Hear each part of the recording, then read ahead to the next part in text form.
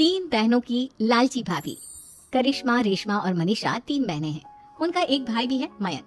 मयंक अपनी बहनों को बहुत प्यार करता है, लेकिन मयंक की पत्नी सविता इस मामले में मयंक से बिल्कुल ही अलग है। वो अपनी ननदों का जितना बुरा कर सकती है उतना बुरा करती ही रहती है और अपनी ननदों पर हुक्म भी चलाती है। करिश्मा, करिश्मा, तुमने अभी तक नाश्ता नहीं बनाया? तुम्हारे भैया को ऑफिस जाने में देर हो रही है। हाँ भाभी, बस अभी बनाती हूँ। करिश्मा, तुम ये ढीलापन छोड़ दो। कल को पराये घर जाना है। वहाँ अगर तुम इस तरह से काम करोगी तो लोग क्या कहेंगे कि माँ ने और भाभी ने कुछ सिखाया नहीं। और तुम्हारी दोनों बहनें कहाँ हैं? रेशमा मार्केट गई है और मनीषा सो रही है। क्या? सुबह के 8 बज रहे हैं और ये महारानी अभी भी सो रही है? ये कहते हुए सविता अपनी सास दुर्गा देवी के पास जाती है। माँ जी, देख रही हो अपनी बेटियों के तौर तरीके? क्या हुआ बहू, सुबह सुबह क्या कर दिया मेरी बेटियों ने? अरे एक तो अभी उठकर किचन में गई है, दूसरी सुबह सुबह बाहर चली गई और तीसरी अभी तक सो रही है। क्या करूं मैं इन तीनों का, मैं तो परेशान हो गई हूँ। जा जाकर उठा उसे और रेशमा से मैं बात करती हूँ। सविता सीधा मनीषा के कमरे में जाती है और उससे कहती है, महारानी जल्दी उठो, सूरज सर पर आ गया है। भाभी थोड़ी देर और सोने दो ना, मैं रात को लेट सोई थी। वो क्या है ना, यूनिट टेस्ट चल रहे हैं। शराफत से उठती है या नहीं, या फिर पानी की भरी बाल्टी डालूं तेरे ऊपर? नहीं भाभी, मुझे बिस्तर में नहीं नहाना, उठती हूँ मैं। मनीषा जल्दी से उठकर बाथरूम में चली जाती है। सभी आराम से बैठकर नाश्ता कर रहे होते कि तभी रेशमा बाजार से हाथ में सामान लिए आ जाती है। रेशमा को देखते ही सविता उस पर बरस पड़ती है। लो, आ गई महारानी। ऐसा भी क्या सामान लाना था जो सुबह आंख मलते ही बाजार की तरफ रवाना हो गई? भाभी, कल आप ही तो चीख रही थी कि घर का सारा सामान मुझे ही लाना पड़ता है, घर में किसी को भी किसी काम से कोई लेना देना नहीं है। अब मैं बाजार जाकर सामान ले आई तो आपको इस बात से भी तकलीफ हो रही है?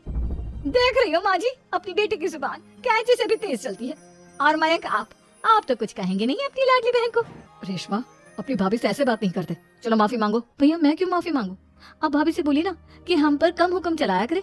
हम इस घर की बेटियां हैं और आपकी पत्नी की ननद है, नौकरानी नहीं। लो कर लो बात। इनकी भलाई के लिए कुछ भी बोलो तो इन्हें बुरा लग जाता है। इस घर में यही इज्जत है मेरी।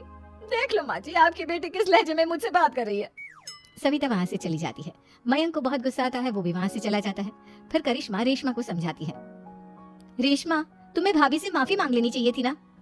लेकिन दीदी, मैंने कुछ किया ही नहीं, तो मैं माफी क्यों मांगू?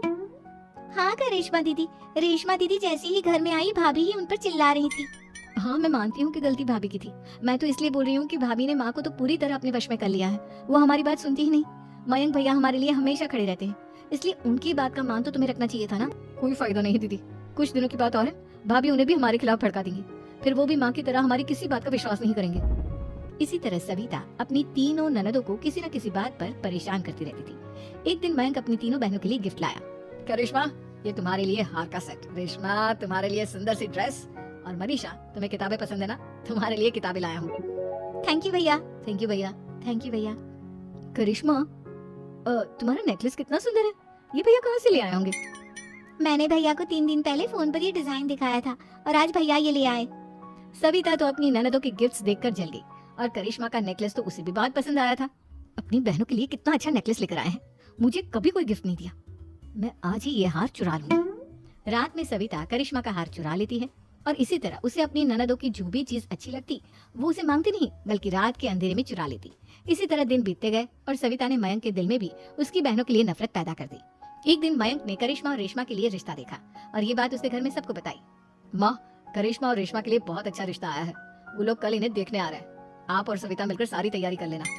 ये सुनकर करिश्मा और रेशमा खुश हो जाती है, लेकिन सविता सोचती है, अगर इन दोनों बहनों की शादी हो गई तो घर और बाहर का काम कौन करेगा? मनीषा तो 1 नंबर की कामचोर है, उससे तो किसी बात की उम्मीद लगाना ही बेकार है। मुझे इस शादी को रोकना होगा। अगले दिन सभी लड़के वालों के स्वागत की तैयारी करने में लगे होते हैं। तभी मयंक अपनी बहनों से आकर कहता है, तैयार हो गई तुम दोनों? देखो, दोनों लड़के बहुत अच्छे हैं, मैं कोई कसर नहीं छोड़ना चाहता, इसलिए तुम उनके सामने अच्छे से बिहेव करना और अपनी भाभी से लड़ने मत लग जाना। करिश्मा, तुम वो नेकलेस पहन लो ना जो मैं तुम्हारे लिए लाया था। भैया, मैं बहुत देर से वो नेकलेस ढूंढ रही हूँ, लेकिन मुझे मिल ही नहीं रहा। क्या, तुमने नेकलेस खो दिया? तुम्हें पता भी है वो कितना महंगा था, तुम कोई काम ढंग से नहीं कर सकती। मयंक गुस्से में वहाँ से चला जाता है। थोड़ी देर बाद लड़के वाले भी आ जाते हैं। वो दोनों बहनों को पसंद कर लेते हैं और रिश्ता पक्का हो जाता है। लेकिन सविता के दिमाग में तो कुछ और ही खिचड़ी पक रही थी। वो पंडित जी के पास करिश्मा की कुंडली लेकर जाती है और उन्हें पैसे देकर करिश्मा की कुंडली बदलवा देती है। जब लड़के वालों के पास करिश्मा की कुंडली जाती है तो वो दुर्गा को फोन करते हैं। बहन जी, हमने करिश्मा की कुंडली अपने पंडित जी को दिखाई थी, आपकी बेटी की कुंडली नहीं बल्कि दोषों का पिटारा है।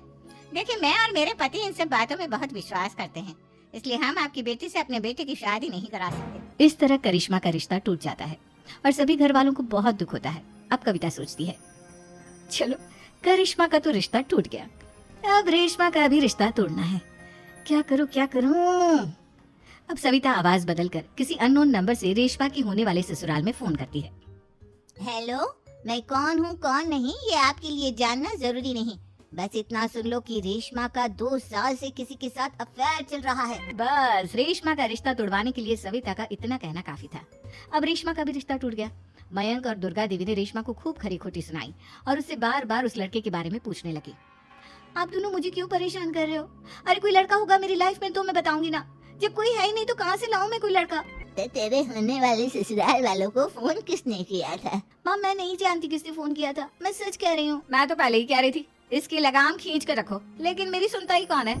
आप चुप रहिए भाभी, ये सब आपका ही किया धरा है।